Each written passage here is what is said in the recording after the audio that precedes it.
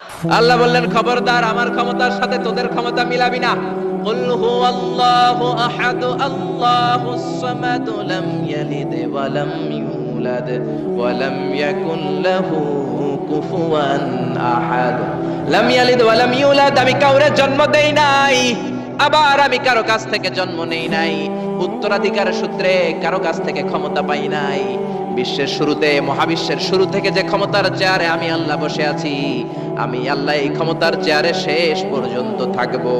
চিল্লায় বলেন ঠিক কি না? আমাদের ক্ষমতার সাথে ওনার ক্ষমতার কোনো মিল নাই। আবার পৃথিবীর অনেক দেশে দেখবেন ক্ষমতায় যেতে হলে কোয়ালিশন করা লাগে। বাংলাদেশে এটা বলে জোট করা লাগে। কি করা লাগে? জোটের রাজনীতি বাংলাদেশে আছে না নাই? কথা বলেন, কথা কয় না, মনে হয় কিছু বুঝেই না। জোটের রাজনীতি আছে না নাই? জোট যার বেশি ক্ষমতা তার বেশি, ঠিক কি না? প্রথমে শুরু হইল 4 দলীয় জোট, তারপর 14 দলীয়, তারপর 18 দলীয়, এরপর 20 দলীয়, এরপর মহাজোট, এবার হবে মহাজোট। তো আল্লাহ তো জোট করে ক্ষমতায় আসছে। আল্লাহর জোট করা লাগছে, কোয়ালিশন করা লাগছে। আল্লাহ বললেন খবরদার, ওয়ালাম ইয়াকুল্লাহু শারীকুম ফিল মুলকি ওয়া কাব্বিরহু তাকবীরা। আমার ক্ষমতায় কোনো অংশীদার দল নাই, আমার ক্ষমতার মধ্যে কোনো শরীক দল নাই, আমার কোনো জোট নাই, আমার কোনো কোয়ালিশন নাই। আমি একাই ক্ষমতার মালিক, আমার ক্ষমতায় ভাগ বসানোর মতো কেউ নাই। জোরে কোন ঠিক কি না? আবার দেখবেন পৃথিবীর অনেক দেশে আন্দোলনের মাধ্যমে ক্ষমতার চেয়ার থেকে নামানো যায়। যিনি প্রেসিডেন্ট, একটা আন্দোলন করলে ক্ষমতা থেকে নামানো যায়, এরকম আছে না নাই? গণ অভ্যুত্থান করতে পারলে, আন্দোলন করতে পারলে ক্ষমতা থেকে নেমে যায়। আমি যখন মিশরে পড়াশোনা করি, মিশরের প্রেসিডেন্ট ছিল হোসনি মুবারক। মিশরে একটা আন্দোলন হলো, ওই আন্দোলনের ঠেলায় হোসনি মুবারক ক্ষমতা ছেড়ে দিতে বাধ্য হলো। তো আমরাও যদি পৃথিবীর সবাই মিলে আল্লাহর বিরুদ্ধে আন্দোলন করি, আল্লাহ ক্ষমতা ছেড়ে দিতে বাধ্য। বুঝে শুনে উত্তর দিয়ে। পৃথিবীর সবাই মিলে চাইলেও আল্লাহ ক্ষমতা থেকে নামবে না। আচ্ছা, যত জিন আছে মহাবিশ্বে, সব জিনেরা যদি বলে আমরাও একাত্মতা ঘোষণা করলাম, আমরাও আল্লাহরে মানি না, মানুষ জিন ভাই ভাই, আল্লাহর আর রক্ষা নাই, তাইলে তো আল্লাহ ক্ষমতা ছেড়ে দিবে, তাই না? ছেড়ে দিবে। আবার ফেরেশতারাও যদি বলে আমরাও মানি না, মানুষ জিন ফেরেশতা 3 দলীয় জোট। কয় দলীয়? কথা বলেন। মানুষ জিন ফেরেশতা 3 দলীয় জোট করে যদি আল্লাহর ব্যাপারে বিদ্রোহ করি, তাহলে আল্লাহর ক্ষমতা শেষ নাকি? আল্লাহর ক্ষমতা শেষ?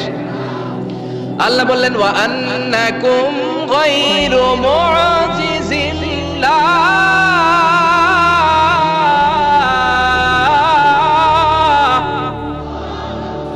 খবরদার, গোটা বিশ্বের সবাই মিলে যদি আমি আল্লাহরে পরাস্ত করতে চাও, গোটা বিশ্বের সবাই মিলে যদি আমি আল্লাহর ব্যাপারে বিদ্রোহ করো, আমি আল্লাহর বিরুদ্ধে যদি আন্দোলন সবাই মিলে তোমরা করো, আমার ক্ষমতার এক আনাও তোরা কমাতে পারবি না। সুবহানাল্লাহ। তার মানে আমাদের ক্ষমতার সাথে আল্লাহর ক্ষমতার কোনো মিল নাই। চিল্লায় বলেন ঠিক কি না? আবার বুঝে শুনে উত্তর দেন। অনেক দেশে দেখবেন রাজার বয়স এত হইছে, বয়সের ভারে নুজ্জ হয়ে 70-80-তে পৌঁছে গেছে, কয় আই আর হাইতান্ন, আমি অবসরে যাব, সেলফ রিটায়ারমেন্ট, স্বেচ্ছায় অবসরে যাব। এরকম হয় না? অনেক রাজা, সুলতান, প্রেসিডেন্ট স্বেচ্ছায় অবসরে চলে যায়। তো আল্লাহরও তো অনেক বয়স হয়েছে, এখন আল্লাহর অবসরে যাওয়ার সময় এসেছে। বয়স হয় নাই, এত বছর উনি ক্ষমতা চালায়, এখনো বয়স হয় নাই। উনি ক্লান্ত হয় না? ওনার ঘুমে ধরে না? আল্লাহ বললেন খবরদার, লা তাখুযুহু সিনাতুন ওয়ালা নাওম। আমার ঘুম নাই, আমার কোনো নিদ্রা নাই, আমার কোনো তন্দ্রা নাই, আমার কোনো ঝিমুনি নাই। ওয়ালা ইয়াউদুহু হিফযুহুমা ওয়া হুয়াল আলিয়ুল আযীম। এই পুরো মহাবিশ্বটা পরিচালনা করতে যে আমি আল্লাহ ক্লান্ত হই না, আমি আল্লাহর তন্দ্রা আসে না, আমি আল্লাহর ঝিমুনি আসে না, আমি আল্লাহর ঘুম আসে না। আমি আল্লাহ একাই মহাবিশ্বের সব ক্ষমতার মালিক, ঠিক কি না? এজন্য আল্লাহ বললেন তাবারাকাল্লাযী বিয়াদিহিল মুলকু ওয়া হুয়া আলা কুল্লি শাইইন কাদির। মহান সেই সত্তা যার হাতে ক্ষমতা। ক্ষমতা কার হাতে? সবাই বলেন না, ক্ষমতা কার হাতে? নাকি আপনাদের হাতে? আর কোনদিন বলবেন জনগণ সকল ক্ষমতার উৎস? আর কোনদিন বলবেন সকল ক্ষমতার উৎস হচ্ছে একজন, তিনি কে? আওয়াজ করে বলতে হবে, তিনি কে? আমরা বললাম আল্লাহ, বুঝলাম আপনি ক্ষমতার মালিক, আর কিসের মালিক বলেন? আল্লাহ বললেন আল্লাযী খালাকাল মাউতা ওয়াল হায়াতা লিয়াবলুয়াকুম আইয়ুকুম আহসানু আমালা ওয়া হুয়াল আজিজুল গফুর। আমি শুধু ক্ষমতারই মালিক নই, আমি এমন আল্লাহ যে আল্লাহ জীবন তৈরি করলাম, যে আল্লাহ মরণ তৈরি করলাম। আমি জীবনেরও মালিক, মরণেরও মালিক। আমাদেরকে জীবন দিয়েছে কে? মরণ দিয়েছে কে? আমাদের প্রাণ ভিক্ষা দিতে পারে কে? নাকি আপনাদের রাষ্ট্রপতি? আপনাকে রাষ্ট্রপতি তো নাকি প্রাণ ভিক্ষা দেয়, তাই না? আরে রাষ্ট্রপতিরও তো প্রাণ ভিক্ষা দিবে আল্লাহ। চিল্লায় বলেন ঠিক কিনা?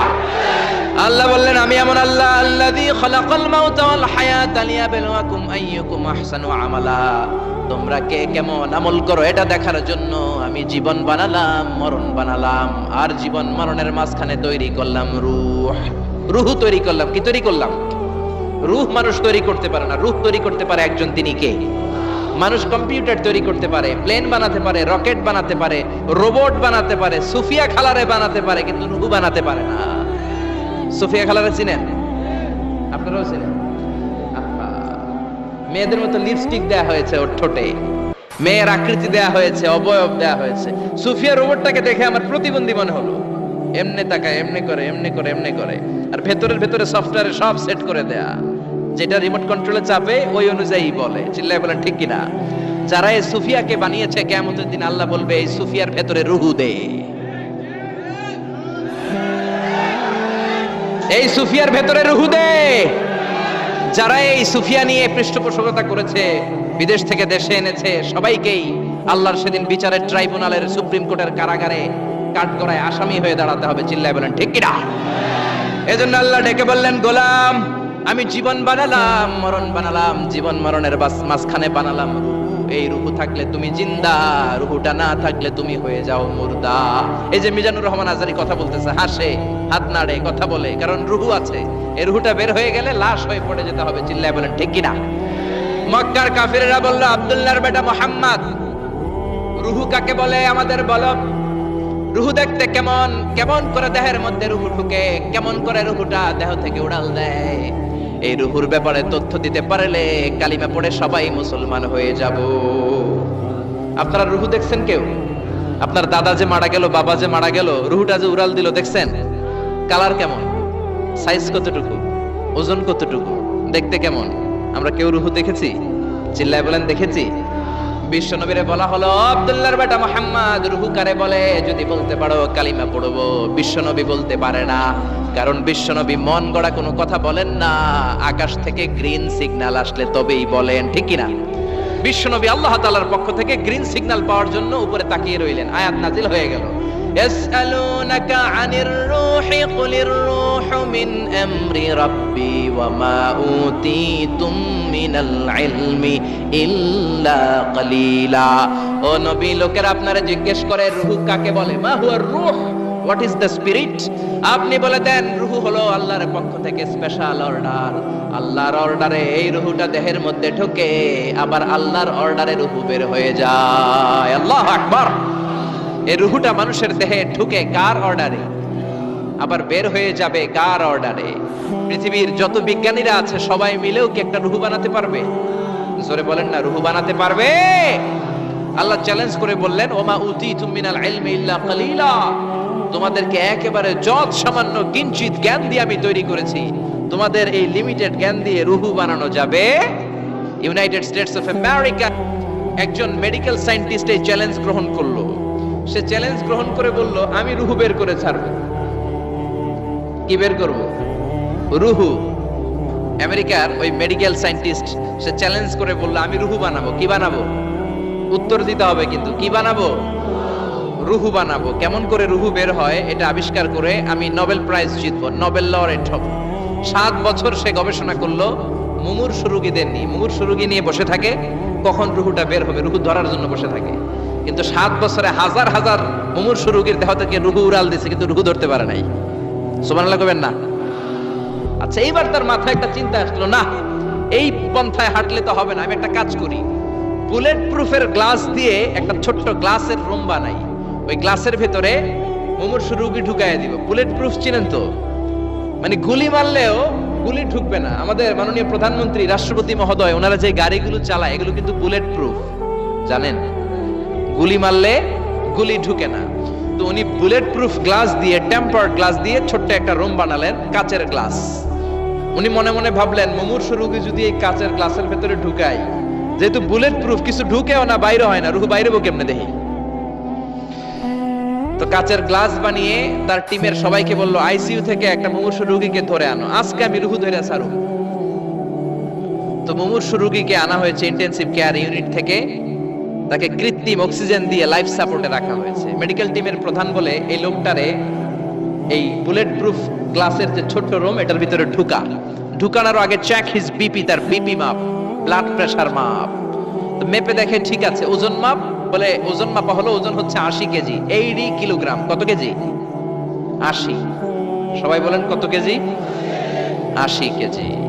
এবার মেডিকেল টিমের প্রধান বলে, মুমূর্ষু রোগীটার ভিতরে ঢুকিয়ে দে। ঢুকানো হলো। এবার সে বলল, লাইফ সাপোর্ট খুলে ফেল। সবাই বলে, স্যার লাইফ সাপোর্ট খুলে ফেললে তো মরে যাবে।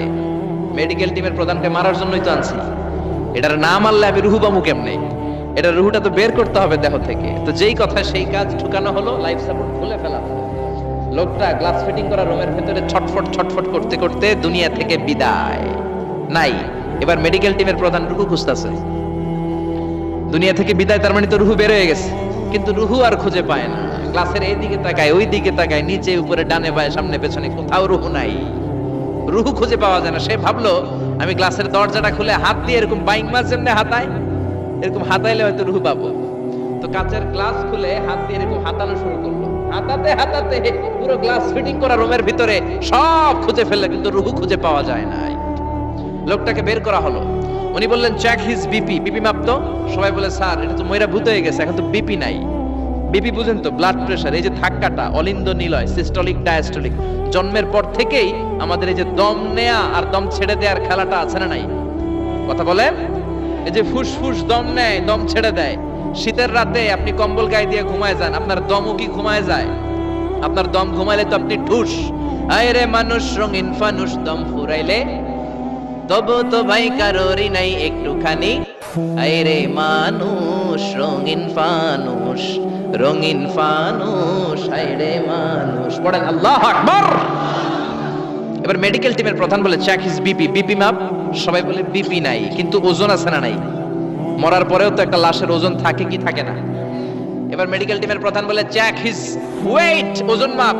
এবার ওজন স্কেলে শোয়ানোর পরে দেখা গেল লোকটা মরার আগে ছিল 80, এখন হয়ে গেছে 78 কেজি। কয় কেজি? মরার আগে লোকটা ছিল কয় কেজি? মরার পরে ওজন দেওয়ার পরে ওজন হয়ে গেছে কয় কেজি? কমছে কয় কেজি? মেডিকেল টিমের প্রধান কয়, আমি পাইছি। সবাই কয়, কি পাইছেন? মেডিকেল টিমের প্রধান কয়, ওইডা। সবাই কয়, কোনডা? কয়, রুহু। কেমনে পাইলেন? কয়, মরার আগে ছিল 80 কেজি, মরার পরে 78 কেজি, কমছে 2 কেজি। তার মানে যেটা উড়াল দিছে ওইটাই 2 কেজি পাইছে ঘোড়ার ডিম। কিন্তু বিজ্ঞানীদের নিয়ম হচ্ছে, আপনি একটা রেজাল্ট দিয়েই ফাইনাল জাজমেন্ট দিতে পারবেন না, আপনার আরো কিছু নমুনা সংগ্রহ করতে হবে। সে বলল, আরেকটা রোগীকে আইসিইউ থেকে নিয়ে আয়, ওজন মাপ, বিপি মাপ। বিপি ওকে, ওজন কত? 70 কেজি। দ্বিতীয় যে লোকটাকে আনা হলো তার ওজন 70 কেজি। চিল্লায় বলেন, কয় কেজি? 70। এবার গ্লাসের ভিতরে ঢুকানোর পরে অক্সিজেনের মাস্কটা খুলে ফেলা হলো। এই লোকটা অক্সিজেনের অভাবে ছটফট ছটফট করতে মরে গেল। মরার পরে আবার রুহু খোঁজে, কিন্তু গ্লাসের ভিতরে রুহু নাই। এই লোকটাকেও বের করে মেডিকেল টিমের প্রধান বলে, চেক হিজ বিপি, বিপি মাপ। সবাই বলে, বিপি নাই, কিন্তু ওজন আছে না নাই? এই লোকটার ওজন মরার আগে কত কেজি? 70। এবার ওজন দিয়ে দেখে এই মৃত লোকটার ওজন হয়ে গেছে 71 কেজি। কয় কেজি? আগেরটা তো কম ছিল, মিলানো গেছে। এবার যাবি কই? হ্যাঁ, আগেরটা 2 কেজি কমেছে। মনে মনে চিন্তা ছিল, রুহু যেটা ছিল উড়াল দিয়েছে, রুহু নাই, 2 কেজি কমেছে। এবার ছিল 70 কেজি, মরার পরে আরো বেড়ে গেছে 1 কেজি। এবার যাবে কই? আল্লাহ বলে, কিয়ামত পর্যন্ত বিপি মাপতে পারবা, কিয়ামত পর্যন্ত বুলেট প্রুফের গ্লাসের ভিতরে লাশ ঢুকাতে পারবা, বের করতে পারবা, কিন্তু রুহু খুঁজে বের করতে পারবা না। ঠিক কি না? ইয়াসআলুনাকা আনির রূহি কুলির রূহু মিন আমরি রাব্বি ওয়া মা উতীতুম মিনাল ইলমি ইল্লা কালিলা। নবী লোকেরা আপনার রূহের ব্যাপারে জিজ্ঞেস করে, আপনি সোজা সাপটা লোকদেরকে বলে দেন, রূহ হলো আমার আল্লাহর আদেশ মাত্র। আল্লাহর আদেশে দেহে ঢুকে, আল্লাহর আদেশে বের হয়, পৃথিবীর কোনো মানুষ রুহু খুঁজে বের করতে পারবে না। সে বের করতে পারে নাই, কারণ মানুষ মরে গেলে এক একজনের দেহের অবস্থা এক এক রকম। কারো হাতটা টাইট হয়ে যায়, খিচুনি দিয়ে দেহের সবকিছু জমাট বেঁধে যায়, ওজন কিছু বেড়ে যায়। আবার কারো দেহটা ফেসফেসে হয়ে যায়, দেহের পেটের ভেতরে যত গ্যাস ছিল এগুলো বের হয়ে দেহটা পাতলা হয়ে যায়। পাতলা হোক আর ভারী হোক, ওইটা মেজারমেন্ট করে রুহু খুঁজে বের করা যায় না। চিল্লায় বলেন ঠিক কিনা? আমরা বললাম আল্লাহ, বুঝলাম আপনি ক্ষমতার মালিক, আপনি রুহুর মালিক, আর কিসের মালিক বলেন? আল্লাহ বললেন আল্লাযী খালাকা সাবআ সামাওয়াতিন তিবাকা মা তারা ফি খালকির রহমানি মিন তাফাউত। ও গোলাম, আকাশের দিকে তাকা, মাথার উপরে তাকা, সাতটা স্তরে আকাশটারে সাতটা স্তরে বিন্যস্ত করে সাজিয়ে দিয়েছে কে? আবার আল্লাহ বললেন ওয়ালাকাদ যায়্যানাস সামাআদ দুনিয়া বিমাসাবিহা ওয়া জাআলনাহা রুজুমান লিশ-শায়াতিন। আমি এই পৃথিবীর কাছের আকাশটাকে, প্রথম আকাশটাকে চমৎকার চমৎকার তারা দিয়ে সুশোভিত করে দিয়েছি। সুবহানাল্লাহ। এই যে খালি চোখে উপরের দিকে যে আপনারা তাকান, তাকালে যেটা দেখা যায় এটা কি আকাশ? কথা বলেন না, এটা আকাশ না, এটা মহাশূন্য। এটা কি? জোরে বলেন, এটা কি? স্পেস, ফাদা। এটা মহাশূন্য। আপনি উপরের দিকে তাকালে যেটা দেখেন এটা প্রথম আকাশের মহাশূন্য। কথা খেয়াল করে বুঝতে হবে। তার অনেক অনেক উপরে প্রথম আকাশ, তারপরে দ্বিতীয় আকাশের মহাশূন্য, তারপরে দ্বিতীয় আকাশ, তারপরে তৃতীয় আকাশের মহাশূন্য, তারপরে তৃতীয় আকাশ, তারপরে চতুর্থ আকাশের মহাশূন্য, তারপরে চতুর্থ আকাশ। এভাবে একটার চেয়ে আরেকটা বড়। কত বড়? বিষ্ণু বললেন তোমার হাতের আংটিটা খুলে যদি সাহারা মরুভূমির উপরে ছুঁড়ে ফেলে দাও, সাহারা মরুভূমির তুলনায় তোমার হাতের আংটি যত ছোট, আল্লাহর দ্বিতীয় আসমানের তুলনায় আল্লাহর প্রথম আসমানটা ঠিক তত ছোট। সুবহানাল্লাহ। বাড়িতে যে বললেন একটার চেয়ে আরেকটা বড়। প্রথম আসমানের চেয়ে দ্বিতীয় আসমান বড়, দ্বিতীয় আসমানের চেয়ে তৃতীয় আসমান বড়, ওইটার চেয়ে চতুর্থ, পঞ্চম, ষষ্ঠ, সপ্তম ওইটা বড়। তার উপরে বর্ডার এলাকা সিদরাতুল মুনতাহা বড়, তার চেয়ে বড় হচ্ছে লাউহে মাহফুজ, তার চেয়ে বড় আল্লাহর আরশ, তার চেয়ে বড় আল্লাহর কুরসি, তার উপরে আল্লাহর ৭০,০০০ নূরের পর্দার প্রথম পর্দাটা মহাবিশ্বের সবকিছুর চাইতে বড়। আল্লাহর এই সৃষ্টির তুলনায় কত ক্ষুদ্র আমি, কত তুচ্ছ আমি, কত নগণ্য আমি। এই যে আড়াইবাড়ি দরবার, এটা কোন থানায় পড়েছে? কসবা। কসবা হচ্ছে ব্রাহ্মণবাড়িয়ার একটা থানা, তাই না? ব্রাহ্মণবাড়িয়া হচ্ছে বাংলাদেশের ৬৪টা জেলার একটা জেলা।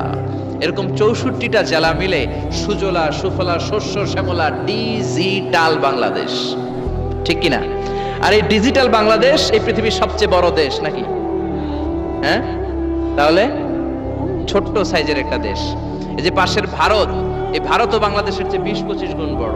কানাডা প্রায় ১০০ গুণ বড়, রাশিয়া প্রায় ১৫০ গুণ বড়। এরকম ২০০টা দেশ নিয়ে পৃথিবীর ৩০ ভাগ স্থল, বাকি ৭০ ভাগ শুধু হানি আর হানি। বুঝতে পারছেন? ৩০ ভাগ হচ্ছে স্থল, বাকি ৭০ ভাগ জল। এই পুরোটা মিলে আমাদের পৃথিবী। এই পৃথিবী হচ্ছে সৌরজগতের খুব ছোট্ট সাইজের একটা গ্রহ। সৌরজগৎ নিয়ে যাদের কিছু পড়াশোনা আছে তারা জানবেন, এই সৌরজগতের একটা ছোট্ট বালিকণার চেয়েও ছোট সাইজের একটা গ্রহ হচ্ছে পৃথিবী।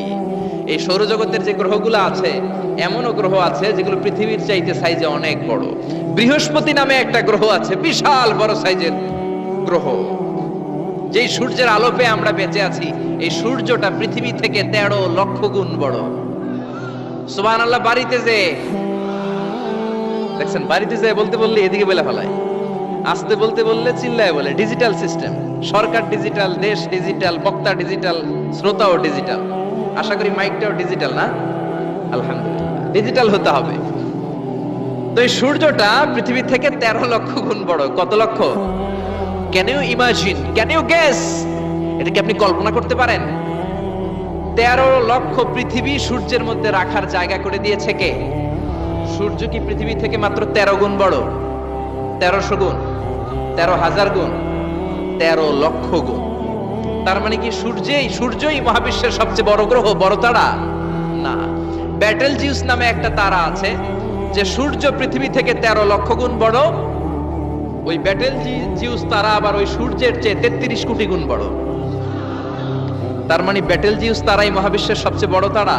না। বেটেলজিউসের চেয়েও যে কত বড় তারা আছে তার কোনো ইয়ত্তা নাই। এরকম lakh lakh million billion trillion zillion billion octillion কত অক্ট্রিলিয়ন তারা যে আমাদের গ্যালাক্সি মিল্কি ওয়েতে আছে, ইউনাইটেড স্টেটস অফ আমেরিকার নাসার বিজ্ঞানীরা আজও হদিস করতে পারে নাই। চিল্লা এখন আল্লাহু আকবার। সূর্যের পরে পৃথিবীর সবচেয়ে কাছের তারার নাম হচ্ছে প্রক্সিমা সেন্ট্রাই, তারপরে আলফা সেন্ট্রাই এ, আলফা সেন্ট্রাই বি, ইটা ক্যারিনা, বেটেলজিউস, একটার চেয়ে আরেকটা বড়। আসেন এই শীতের রাতে আমরা সূর্যের পরে পৃথিবীর সবচেয়ে কাছের যে তারা প্রক্সিমা সেন্ট্রাই, এই শীতকালের একটা পিকনিক করে আসি ওখান থেকে। প্রক্সিমা সেন্ট্রাইতে আমরা পিকনিক করতে যাবেন? ওখানে যদি আমরা শীতকালীন পিকনিক করতে যাই তাহলে আমাদের কত সময় লাগবে ছোট্ট একটা আইডিয়া দিই। তো আমরা যে পিকনিকে যাব, যারা যারা হাত তোলেন, কিভাবে যাইবেন? গাড়িতে? কেন? প্লেনে? রকেটে? হ্যাঁ, রকেটে যাইতে হবে, প্লেনে যাওয়া যাবে না। কারণ বর্তমান বিশ্বের সবচেয়ে দ্রুতগামী যে প্যাসেঞ্জার প্লেন আবিষ্কার হয়েছে এটার নাম হচ্ছে বোম সুপারসনিক। কি নাম? Bomb supersonic. Bomb bomb Afridi না আবার, বোম সুপারসনিক। এটা ঘন্টায় চলে 1300 কিলোমিটার বেগে। এটা দিয়েও যাওয়া যাবে না, কারণ কোনো প্যাসেঞ্জার বিমান দিয়ে এই যে মাধ্যাকর্ষণ শক্তি এটাকে ডিঙানো যায় না। আমাদেরকে যেতে হবে রকেট দিয়ে। কোন রকেট দিয়ে যাব? যে রকেট দিয়ে নীল আর্মস্ট্রং, এডউইন অলড্রিন আর মাইকেল কলিন্স 1969 এ চাঁদে নেমেছিল। ওই রকেটটার নাম হচ্ছে অ্যাপোলো 11। যারা যারা হাত তুলছেন একটু নামটা মুখস্থ রাখেন, অ্যাপোলো 11। তা না হলে আপনি ঘুরে আসলে লোকেরা জিজ্ঞেস করতে পারে কোন রকেটে গেছিলেন, তখন বলতে হবে না অ্যাপোলো 11 এ গেছিলাম। তো ঠিক আছে, যারা যারা হাত তুললেন তারা আর আমি এখন পৃথিবী থেকে সবচেয়ে কাছের যে তারাটা প্রক্সিমা সেন্ট্রাই তার নাম, ওইখানে পিকনিকে যাব। তো এই যে রকেটটা দিয়ে যাব অ্যাপোলো 11, এটা কত দ্রুত চলে এটা আগে শোনেন। এই অ্যাপোলো 11 সেকেন্ডে চলে 11 কিলোমিটার বেগে, মিনিটে চলে 660 কিলোমিটার বেগে, আর ঘন্টায় চলে 39,000 কিলোমিটার বেগে। সুবহানাল্লাহ, মজা করে কইতে পারলেন না? 39,000 কিলোমিটার বেগে ঘন্টায় চলে। আচ্ছা, বাংলাদেশ থেকে আমেরিকা কত কিলো হবে? 8-10,000 কিলো। তার মানে এই রকেটটা দিয়ে বাংলাদেশ থেকে আমেরিকায় 1 ঘন্টায় 4 বার আসা যাওয়া করা যাবে। সুবহানাল্লাহ পড়েন। তো যারা যারা হাত তুলেছেন, আসেন আমরা এই রকেট দিয়ে পৃথিবীর সবচাইতে কাছের তারা প্রক্সিমা সেন্ট্রাইতে শীতকালের পিকনিকে যাব। কিন্তু যাবেন যে কত সময় লাগবে এটাও তো জানার দরকার আছে না নাই? যেই রকেটটা অ্যাপোলো 11 ঘন্টায় চলে কত হাজার কিলোমিটার বেগে? 39,000 কিলোমিটার বেগে। 39,000 কিলোমিটার বেগে ছোটে এরকম একটা রকেট দিয়ে যদি পৃথিবীর সবচেয়ে কাছের তারায় আমরা পৌঁছতে চাই, আমাদের 1,15,000 বছর লেগে যাবে। কেন ইমাজিন? আপনি কল্পনা করতে পারেন যে রকেটটা ঘন্টায় ছুটবে আপনাকে নিয়ে 39,000 কিলোমিটার বেগে, ওই রকেটটা দিয়ে পৃথিবীর সবচেয়ে কাছের যে তারাটা ওইটাতে পৌঁছতে আমাদের 1,15,000 বছর লেগে যাবে। তার মানে আল্লাহ যদি বলে যা আসারি কি আর করবি, তোর যখন এত শখ হয়েছে, যারা যারা হাত তুলছে তোরে আর ওদেরকে আমি 1,15,000 বছর হায়াত দিয়ে দিলাম। তা আমরা যদি যাইতে শুরু করি, বাকি যারা হাত তোলে নাই এরা মরে ভূত হয়ে যাবে। শুধু এরা না, এদের নাতিপুতিও মরে শেষ, আমাদের নাতিপুতিও শেষ। সবাই মরতে মরতে মরতে মরতে 6,000 প্রজন্ম, 6,000 জেনারেশন যখন মরে ভূত হয়ে যাবে, তখন আমাদের ওই তারার মধ্যে নামার সময় হবে। সুবহানাল্লাহ কইবেন না? গ্রিক সভ্যতার সময়কালে গ্রিকদের একটা সভ্যতা আছে, নাম শুনছেন না? গ্রিক সভ্যতা, মিশরীয় সভ্যতা, মেসোপটেমিয়াম সভ্যতা, ইনকা সভ্যতা, মহেঞ্জোদারো সভ্যতা, চিচেন ইৎজা সভ্যতা। তো এই যে গ্রিক সভ্যতার সময়কালে কেউ যদি এই প্রক্সিমা সেন্ট্রাইতে এই রকেটটা দিয়ে যাওয়া শুরু করতো, তাহলে 2018 সালে তাদের পুরো সফরের মাত্র 4% কমপ্লিট হতো। 96% ট্যুর তখনও বাকি থেকে যেত। চিল্লায় পড়েন আল্লাহু আকবার। ওই আল্লাহ ডেকে বললেন, গোলাম ওয়ালাকাদ যায়্যানাস সামাআদ দুনিয়া বিমাসাবিহা ওয়া জাআলনাহা রুজুমান লিশ-শায়াতিন। এরকম বিশাল বিশাল তারকারাজি দিয়ে, তারা দিয়ে প্রথম আকাশটাকে আমি আল্লাহ সুশোভিত করে দিয়েছি। পড়েন সুবহানাল্লাহ। তো এরকম তারা কি মহাশূন্যে শুধু একটা আছে? কত হাজার আছে কেউ জানে না। চিল্লায় বলেন ঠিক কিনা? সূরাতুল মুলক অনেক লম্বা, তো আমি হাইলাইটেড জায়গাগুলো নিয়ে আপনাদের সাথে কথা বলি। এরপরে রব্বুল আলামিন প্রথম রুকুর শেষের দিকে বললেন, ওয়া আসিররু কাওলাকুম আও ইজহারু বিহি ইন্নাহু আলিমুম বিযাতিস সুদূর। ও গোলাম, তোমরা আস্তে কোনো কথা বলো, প্রকাশ্যে বলো কিংবা গোপনে বলো, কেউ শোনে না। শোনে কে? চিল্লায় বলেন, কেউ যেটা দেখে না দেখে কে? কেউ যেটা শোনে না, শোনে কে? দুনিয়ার সবার চোখ আপনি ফাঁকি দিতে পারবেন, আমার আল্লাহর চোখ ফাঁকি দেয়া যাবে নাকি? আচ্ছা বলেন তো, পুলিশের চোখ ফাঁকি দেয়া যায় কি যায় না? র্যাবের চোখ, বিমানবন্দরে কাস্টমস অফিসারের চোখ, দুর্নীতি দমন কমিশনের অফিসারের চোখ, পরীক্ষার হলে ম্যাজিস্ট্রেটের চোখ, কিন্তু আমার আল্লাহর চোখ ফাঁকি দেয়া যায়? আপনি রাত্রিবেলা দরজা বন্ধ করে জানলা আটকে দিয়ে বাতি বন্ধ করে পাপ করেছেন, অন্যায় করেছেন, কেউ দেখে নাই, দেখেছে কে? এরপরে আল্লাহ বললেন আওয়ালাম ইয়ারাউ ইলা তাইরি ফাওকাহুম সাফাতিন ওয়া ইয়াকবিদনা মা ইউমসিকুহুন্না ইল্লার রাহমান ইন্নাহু বিকুল্লি শাইইন বাসীর। আল্লাহ ডেকে বললেন, গোলাম ওরা কি পাখির দিকে তাকায় না? আওয়ালাম ইয়ারাউ ইলা তাইর, ওরা কি পাখির দিকে নজর করে না?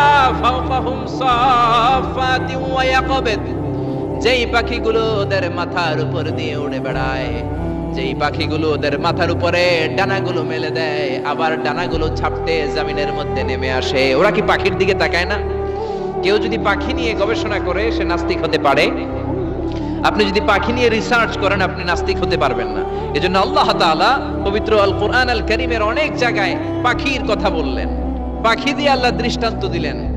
সুলাইমান আলাইহিস সালামকে আল্লাহ তাআলা একটা স্পেশাল পাখি দিলেন, ওটার নাম হচ্ছে হুদহুদ। 1000 মিটার উপর থেকেও তার এই পাখির চোখে মেগাপিক্সেল এত বেশি ছিল, জমিনের দিকে নজর করেই জমিনের কত ফুট নিচে মিষ্টি পানি আছে এই পানির সন্ধান সে সুলাইমান নবীকে দিয়ে দিত। সুবহানাল্লাহ পড়েন। কত কিসিমের, কত ধরনের, কত রং বেরঙের পাখি যে আল্লাহ পৃথিবীতে বানিয়েছেন তার কোনো ইয়ত্তা নেই। হামিং বার্ড নামে একটা পাখি আছে, নর্থ আমেরিকাতে পাওয়া যায়, পৃথিবীর সবচেয়ে ছোট্ট সাইজের পাখি। এটা যখন প্রাপ্ত বয়সে পৌঁছে এই পাখিটার সাইজ হয় মাত্র 3 ইঞ্চি। কয় ইঞ্চি? পৃথিবীর সব পাখি সামনের দিকে উড়ে, আর এই হামিং বার্ড সামনেও যেমনি উড়ে পিছনের দিকে উঠতে পারে। সুবহানাল্লাহ কইলেন না? এই পাখিটা প্রতি সেকেন্ডে তার পাখা ঝাপটায় 80 বার। কয়বার? আমি আপনি আমাদের হাতগুলো 1 সেকেন্ডে ঝাপটাতে পারবো কয়বার? 4 বার, সবচেয়ে বেশি হলে 5 বার। আর এই পাখিটা প্রতি সেকেন্ডে তার ডানা ঝাপটায় 80 বার। চিল্লায় এখন সুবহানাল্লাহ। আলপিন সুইফট নামে একটা পাখি আছে, সাউথ ইউরোপের আল্পস পর্বতমালার পাশে এই পাখিগুলো পাওয়া যায়। গোটা বিশ্বে এটাকে সুইফট বার্ড বলে, সুইফট বার্ড। এই সুইফট বার্ড একবার শূন্যে উড়াল দেওয়া শুরু করলে 8 মাস উড়ন্ত অবস্থায় থাকতে পারে। আবার কোনো প্রয়োজনে পৃথিবীতে নেমে আসে, আবার উড়াল দিলে আবার 8 মাস, আবার নেমে আসে, আবার উড়াল দিলে আবার 8 মাস। সুবহানাল্লাহ পড়েন। হোমা বার্ড নামে একটা পাখি আছে, যে পাখিটা উড়ন্ত অবস্থায় ডিম পেড়ে দেয়, আর ওই ডিম জমিনে পড়ার আগেই উড়ন্ত অবস্থায় শূন্যে থাকতে ওই ডিম ফুটে বাচ্চা বেরোয়, ওই বাচ্চাও আবার শূন্যে উঠতে শুরু করে দেয়। এজন্য রাব্বুল আলামিন বলেন, আওয়ালাম ইয়ারাউ ইলা তাইরি ফাওকাহুম সাফাতিন ওয়া ইয়াকবিদ মা ইউমসিকুহুন্না ইল্লার রাহমান ইন্নাহু বিকুল্লি শাইইন বাসীর। নাস্তিকগুলো কি পাখির দিকে নজর করে তাকায় না? কেমন করে তাদের উপর দিয়ে পাখাগুলো মেলে দিয়ে তারা উড়ে বেড়ায়। সাফাতিন ওয়া ইয়াকবিদনা, পাখাগুলো ডানাগুলো মেলে দেয়, আবার ডানা ঝাপটায়। এই পাখিগুলোকে শূন্যে কেউ ধরে রাখে নাই, ধরে রেখেছে একজন, তিনি হলেন আমার আল্লাহ। তিনি কে? এই যে পাখিগুলো শূন্যে উড়ন্ত অবস্থায় থাকতে পারে, ওদেরকে শূন্যে উড়ন্ত অবস্থায় রাখলো কে? জোরে বলেন কে? ছোট্ট হাঁসের বাচ্চা পৃথিবীতে আসার সাথে সাথে কেমন করে পানিতে সাঁতার কাটে? কে এই হাঁসের বাচ্চারা শিখালো যে তোর ডানা ঝাপটাতে হবে, পা নাড়াতে হবে? শিখালো কে? গাভীর পেট থেকে বাছুর বের হয়ে গাভীর ওলানের মধ্যে ঢু মারে, কে ওরে শিখালো ওই জায়গায় ঢু দে, ওইখানে ঢু মারলেই তোর রিজিক বেরোবে? কে শিখালো? সুবহানাল্লাহ কইতে মন চায় না? এজন্য আল্লাহ বললেন, ওরা কি পাখির দিকে তাকায় না? পাখির দিকে তাকালে তো পৃথিবীর কোন মানুষ নাস্তিক থাকতে পারে না। পাখিকে আরবিতে কি বলে বলেন তো দেখি? হ্যাঁ, কি? তয়ের। হ্যাঁ, তয়ের। আর বিমানকে আরবিতে কি বলে কে জানে? তয়ের, তয়রান, তয়ের একই জিনিস। বিমান আরবিও যা, পাখি আরবিও তা। Birds and aeroplane maintain the same flying mechanism while flying. পাখি আর বিমান যখন আকাশে উড়ে একই সিস্টেমে উড়ে। এজন্য এই পাখির উপর রিসার্চ করে বিমান আবিষ্কার হয়েছে। সুবহানাল্লাহ পড়েন। কিন্তু আফসোসের বিষয় হচ্ছে আমরা বানাতে পারি নাই, এটা বানিয়েছে ইহুদিরা। উইলভার রাইট অর উইল রাইট, দুই ভাই মিলে বিমান বানিয়েছে 1903 সালে। ইউনাইটেড স্টেটস অফ আমেরিকার নাগরিক, এই দুই ভাই মিলে তারা বিমান বানিয়ে ফেললো। আমরা বানাতে পারি না। আমরা আছি মদ আর নারী নিয়ে, আমরা আছি হিন্দি সিনেমা নিয়ে, আমরা আছি মারামারি নিয়ে, আমরা আছি কাফের ফতুয়া দেয়া নিয়ে, আমরা আছি তর্কাতর্কি নিয়ে, জি বাংলা নিয়ে, স্টার জলসা নিয়ে, কিরণমালা নিয়ে। চিল্লায় বলেন ঠিক কিনা? স্টার জলসা হায়ারে জিহি বাংলা, নষ্ট করলো হই আমার সোনার বাংলা। স্টার জলসা হায়ারে জিহি বাংলা, নষ্ট করলো হই আমার সোনার বাংলা। ঠিক কিনা? কেমন করে পরকিয়া করতে হবে, শাশুড়ি বউয়ের মধ্যে কেমন করে কুটনামি লাগাতে হবে, এগুলো ট্রেনিং জি বাংলা, স্টার জলসা, হিন্দি সিনেমার ভেতরে আছে না নাই? আমরা এগুলো নিয়ে ব্যস্ত, কাফের ফতুয়া দিয়ে নিয়ে ব্যস্ত। কথায় কথায় আমাদের মুখ দিয়ে বেরোয় তুই কাফের, তুই 3 কারণে কাফের, তুই 5 কারণে কাফের, তুই 6 কারণে কাফের। এই কাফের বললে এই কাফেরকে যেখানে কবর দেয়া হবে, ওই কবরের উপর যে ঘাস উঠবে, ওই ঘাস যে গাভী খাবে, ওই গাভীর দুধ যে খাবে, ওইটাও কাফের। এরকম ফতোয়া আছে না নাই? তো আমরা এই ফতোয়াবাজি নিয়ে ব্যস্ত। উইলবার রাইট আর অরভিল রাইট কোরআনের এই আয়াতের উপর রিসার্চ করে, গবেষণা করে এরা দুইজন বিমান বানিয়ে ফেললেন। এই দুই ভাই পাহাড়ের মধ্যে শুয়ে কত পাখি যে দেখেছে, কত পাখির ছবি যে এঁকেছে, কত পাখির মোশন এন্ড মুভমেন্ট নিয়ে তারা গবেষণা করেছে। করতে করতে করতে এই দুই ভাই বিমান বানিয়ে ফেলেছে। তবে এখনকার মতো এত উন্নত বিমান নয়, ছোট্টখাট্ট বিমান, একটু উড়ে আবার থপাস করে জমিনে পড়ে, একটু উড়ে আবার থপাস করে জমিনে পড়ে। সর্বপ্রথম ফ্রান্সের এক শহর থেকে আরেক শহরে, পৃথিবীর প্রথম প্যাসেঞ্জার বিমান এক শহর থেকে আরেক শহরে ল্যান্ড করেছে। এই তো মানুষের স্বপ্ন বাস্তবায়িত হয়ে গিয়েছে। এতদিন মানুষ শুধু দেখতো হায় রে পাখি উড়ে, আমরা উঠতে পারি না। এখন পাখির চেয়ে আরো দ্রুত বেগে আমরা উড়ি। ঠিক কিনা? এই যে আপনারা হজে যান, কিভাবে যান? প্লেনে যান। প্লেনে যান তো বুঝলাম, উড়ে উড়ে যান না? পাখি আর কত দ্রুত উড়ে, পাখির চেয়ে দ্রুত বেগে আমরা উঠতে পারি। চিল্লায় বলেন ঠিক কিনা? এই বিমান আবিষ্কার হওয়ার আগ পর্যন্ত পৃথিবীর সব দেশের ছিল শুধু সেনাবাহিনী আর নৌবাহিনী। বিমান আবিষ্কারের পর শুরু হয়ে গেল বিমান বাহিনী। এখন সব স্বাধীন দেশের বিমান বাহিনী আছে না নাই? Air force, military. এখন মানুষ ড্রোন হামলা করে, মিসাইল হামলা করে, ব্যালিস্টিক ক্ষেপণাস্ত্র দিয়ে হামলা করে। United States of America Little Boy and Fat Man নামে দুইটা পারমাণবিক বোমা দিয়ে জাপানের হিরোশিমা নাগাসাকিকে ধ্বংস করে মেসাকার করে দিয়েছে। এমন ভাবে ধ্বংস করেছে, তারপরে কয়েক প্রজন্ম যারাই জন্ম নিত জাপানের হিরোশিমা নাগাসাকিতে বিকলাঙ্গ হয়ে জন্মাতো। হয় হাত নাই, নয় পা নাই, নয় চোখ নাই, নয় ঠ্যাং নাই। চিল্লায় বলেন ঠিক কিনা?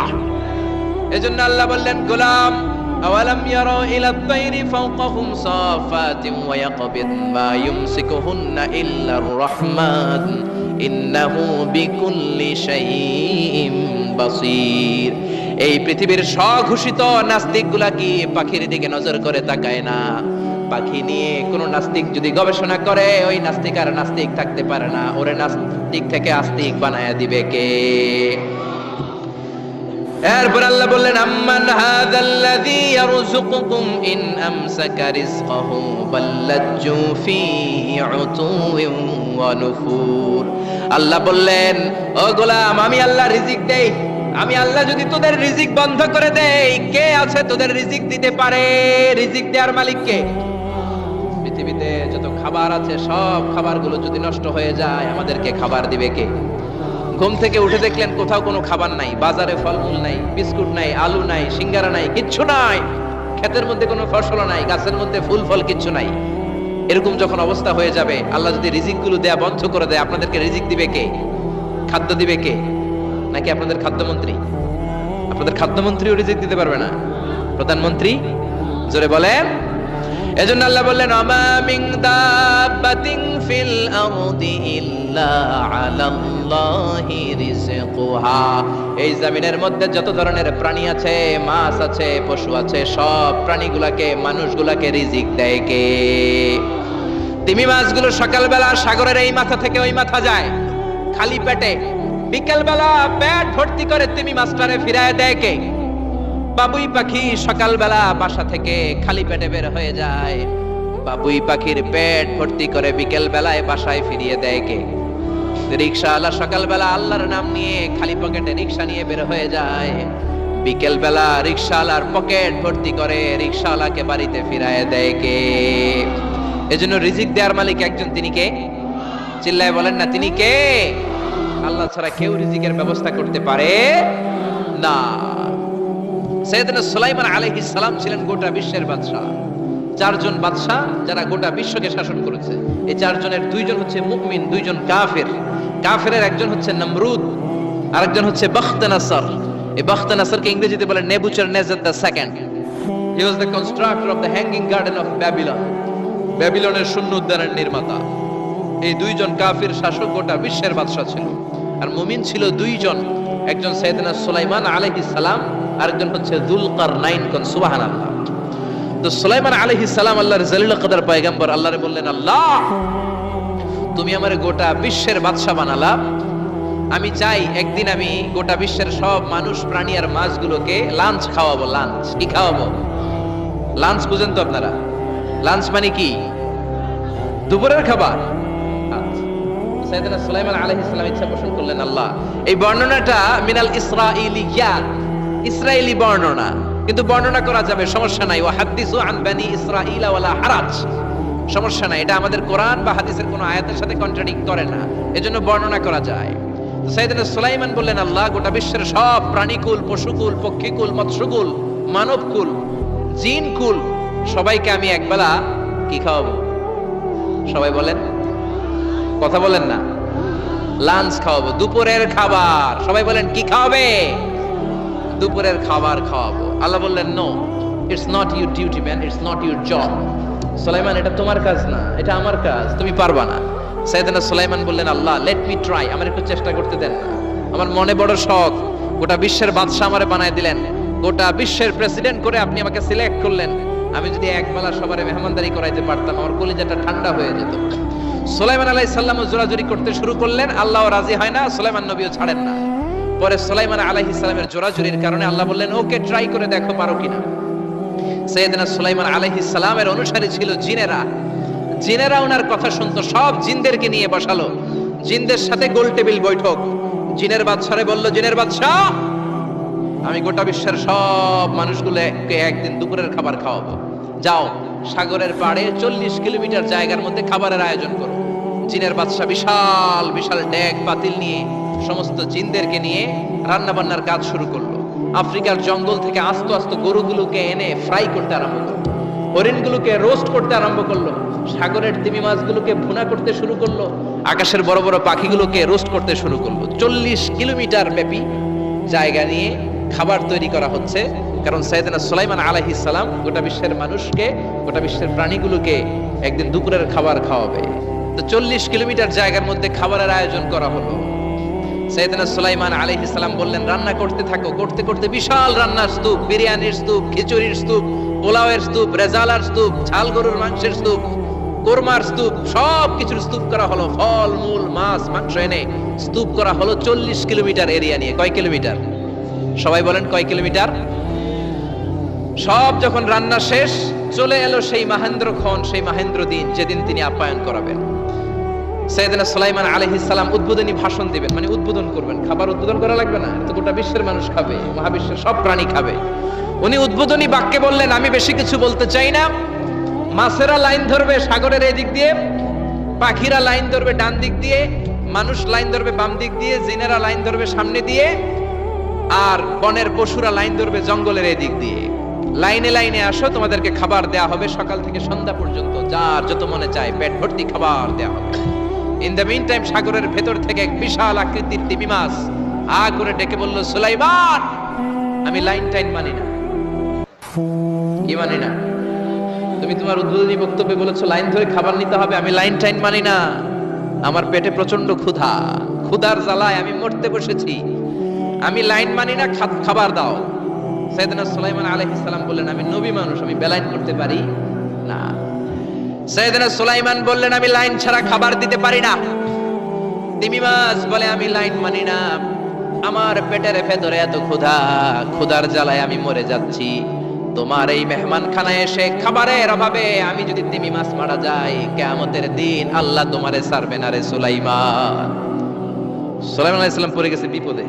হায় হায়, আসলে যদি মরে যায় তাহলে তো সমস্যা, এটা ব্যাড রেকর্ড হয়ে যাবে, ঠিক কি না? তো উনিও লাইন মেনটেন করতে বলতেছেন, তিমি মাছও লাইন মানবে না, বেলাইন। কিছু লোক আছে এরকম, পুলিশ দাঁড়ায় আছে, র্যাব দাঁড়ায় আছে, ওর মধ্যে বেলাইন করে ফেলায়, আছে না নাই? তিমি মাছ বলে আমি লাইন টাইন মানি না। তো সুলাইমান আলাইহিস সালাম বললেন ঠিক আছে, সবার জন্য লাইন, শুধু এইটার জন্য বেলাইন। উনি ঘোষণা দিলেন যাও এটারে খাবার দাও। তো তিমি মাছ বলল, সুলাইমান আমি এই যে আমার মুখটাকে, বিশাল মুখটাকে হা করে রেখেছি, আমার মুখের ভেতরে জিনদেরকে বলো খাবার ঢুকায় দিতে, যতক্ষণ না আমার পেট ভরবে আমি হা করে থাকবো, চিল্লায় কোন আল্লাহু আকবার। সাইয়েদনা সুলাইমান আলাইহিস সালাম ভাবলেন বিশাল একটা আস্ত গরুর রোস্ট যদি ঢুকায় দেই তাহলেই তো শেষ, কেল্লা ফতে, ঠিক কি না? সাইয়েদনা সুলাইমান বললেন যাও আফ্রিকার জঙ্গলের যে গরুগুলো রোস্ট করেছো একটা রোস্ট এই তিমি মাছের পেটের ভেতরে ঢুকিয়ে দাও। জিনের বাদশা যে রোস্ট ঢুকায় দিছে ওইটা হা করেই আছে। সাইয়েদনা সুলাইমান বললেন কয়েকটা খাসি মেরে দাও। খাসি মেরে দেয়া হলো, এটা হা করে আছে। কয়েক বস্তা বিরিয়ানি মেরে দাও, মেরে দেয়া হলো। বললো আরো 10টা গরু ঢুকায় দাও, হা করে আছে। আরো 50টা খাসি ঢুকায় দাও, হা করে আছে। আরো কয়েক হাজার তিমি মাছ রোস্ট করে ঢুকায় দাও, ঢুকায় দিয়েছে। খাবার যত আছে দিতে শুরু করলো। ইন দা মিন টাইম 1 কিলোমিটারের খাবার শেষ। সুবহানাল্লাহ কইবেন না? তিমি মাছ বিশাল বড় হা করে বসে আছে সাগরে। জিনের বাদশা খাবার দিতে লাগলো। 1 কিলোমিটার শেষ, 5 কিলোমিটার শেষ, 10 কিলোমিটার শেষ, 20 কিলোমিটার শেষ, 30 কিলোমিটার শেষ, 40 কিলোমিটার শেষ।